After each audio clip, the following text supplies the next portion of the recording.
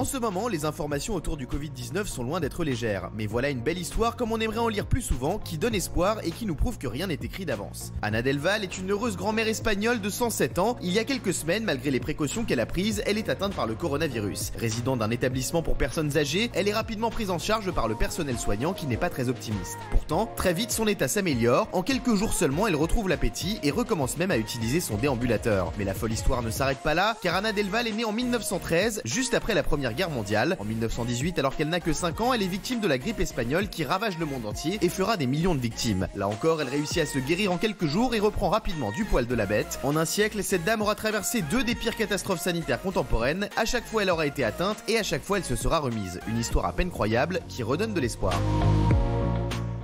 Hey, c'est beau ou pas? C'est beau, ça. Franchement, Ana del Val, non mais franchement, Ana del Valle, elle a traversé les 2 plus grosses crises sanitaires et elle est encore là. Ça me rappelle, franchement, il y a 2 personnes qui ont fait ça. Il y a Ana del Val et Isabelle Morini-Bosse qui sera avec nous dès qu'on sera de retour en plateau.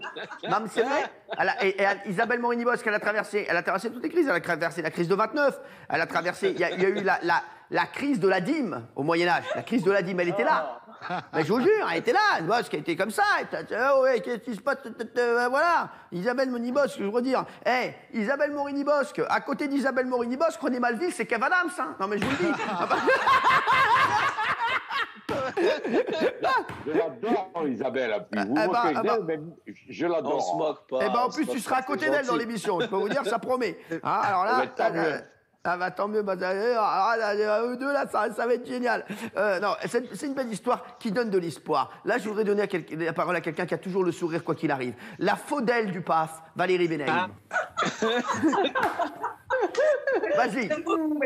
J'adore que tu me présentes comme ça. Je suis tout à fait d'accord. Il faut avoir le sourire, et surtout en ces temps un petit peu difficiles. Et là, c'est vraiment la très, très jolie histoire. Parce qu'on imaginait évidemment que ces jours étaient comptés à cette pauvre dame. Et là, franchement, miracle. On peut parler de miracle pour le coup. Et ça fait du baume au cœur parce qu'on n'a que des histoires difficiles. On voit que des histoires de réanimation qui éventuellement tournent mal. Et là, pour le coup, on a une jolie histoire. Donc moi, je suis preneuse. Je prends toutes les belles histoires en ce moment.